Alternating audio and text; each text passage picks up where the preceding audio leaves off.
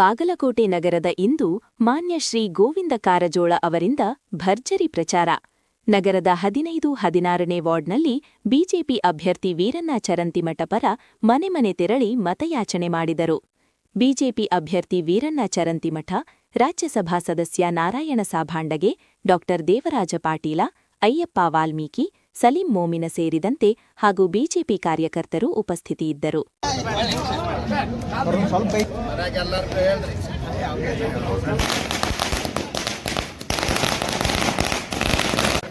भारत माता की भारतीय जनता पक्ष के भारतीय जनता पक्ष के भारत माता के भारत माता के नरेंद्र मोदी ಅವರಿಗೆ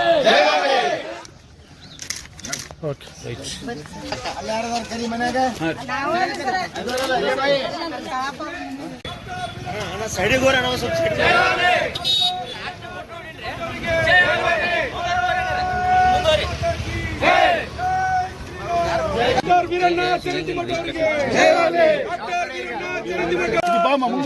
ಸರಿ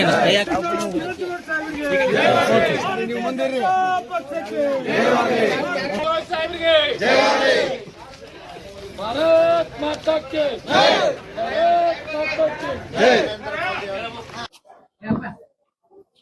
ಏಪ್ರಿಲ್ 9ನೇ ತಾರೀಕಿಗೆ ನಡೀತಕ್ಕಂಥ ಬಾಗಲಕೋಟೆ ಉಪಚುನಾವಣೆಯಲ್ಲಿ ನಮ್ಮ ಅಭ್ಯರ್ಥಿಗಳಾದ ಡಾಕ್ಟರ್ ವೀರಣ್ಣ ಚರಂತಿಮಠರವ್ರ ಬಗ್ಗೆ ನಾವು ಮನೆ ಮನೆಗೆ ಪಾದಯಾತ್ರೆ ಮಾಡಿದಾಗ ಜನ ಹೇಳ್ತಾ ಇದ್ದಾರೆ, ಕಳೆದ 3 ವರ್ಷದಿಂದ ಕಾಂಗ್ರೆಸ್ ಸರ್ಕಾರ ಅಧಿಕಾರಕ್ಕೆ ಬಂದಾಗಿನಿಂದ ಒಂದೇ ₹1 ಅಭಿವೃದ್ಧಿ ಕೆಲಸ ಕಾರ್ಯಗಳು ಬಾಗಲಕೋಟೆ ವಿಧಾನಸಭಾ ಕ್ಷೇತ್ರದಲ್ಲಿ ಆಗಿಲ್ಲ.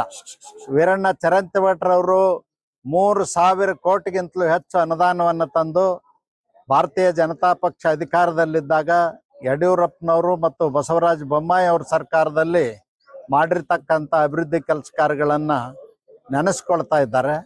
ಈ ಸಂದರ್ಭದಲ್ಲಿ ಜನ ಹೇಳ್ತಾ ಇದ್ದಾರೆ, 2023 ಚುನಾವಣೆಯಲ್ಲಿ ವೀರಣ್ಣ ಚರಂತಿಮಠರವ್ರಿಗೆ ನಾವು ಮತ ನೀಡದೆ ತಪ್ಪು ಮಾಡಿದ್ವಿ.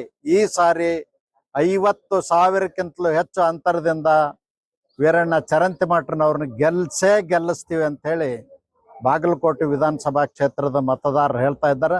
ನನಗೆ ಆತ್ಮವಿಶ್ವಾಸದ ನಮ್ಮ ಸರ್ಕಾರ ಇದ್ದಂಥ ಸಂದರ್ಭದಲ್ಲಿ ನಾವು ಮಾಡಿರ್ತಕ್ಕಂಥ ಅಭಿವೃದ್ಧಿ ಕೆಲಸ ಕಾರ್ಯಗಳು, ದೀನದಲಿತರ ಬಗ್ಗೆ ಮತ್ತು ಸ್ಲಮ್ನಲ್ಲಿರ್ತಕ್ಕಂಥವ್ರ ಬಗ್ಗೆ ನಾವು ಮಾಡಿರ್ತಕ್ಕಂಥ ಕೆಲಸ ಕಾರ್ಯಗಳನ್ನು ಪ್ರತಿಯೊಬ್ಬರೂ ಕೂಡ ನೆನಪು ಮಾಡಿಕೊಂಡು ಅಭಿವೃದ್ಧಿ ಕಾರ್ಯವನ್ನು ನಮ್ಮ ಸರ್ಕಾರದಲ್ಲಿ ಆಗಿದ್ದನ್ನು ಮುಂದಿಟ್ಟುಕೊಂಡು ಈ ಸರ್ಕಾರದಲ್ಲಿ ಭ್ರಷ್ಟಾಚಾರ, ಸ್ವಜನ ಪಕ್ಷಪಾತ ಮತ್ತು ದಲಿತರ 53,000 ಕೋಟಿ ಹಣವನ್ನು ಈ ಕಾಂಗ್ರೆಸ್ ಸರ್ಕಾರ ದುರುಪಯೋಗ ಮಾಡಿಕೊಂಡದ್ದನ್ನು ಜನ ನೆನಪಿಸ್ಕೊಳ್ತಾ ಇದ್ದಾರೆ. ಹೀಗಾಗಿ ನಮಗೆ ವಿಶ್ವಾಸದ 50,000 ಮತಗಳಿಂದ ವೀರಣ್ಣ ಚರಂತಿಮಠರವರು ಗೆದ್ದೇ ಗೆಲ್ತಾರೆ ಅಂತಕ್ಕಂಥ ವಿಶ್ವಾಸ ಇದೆ.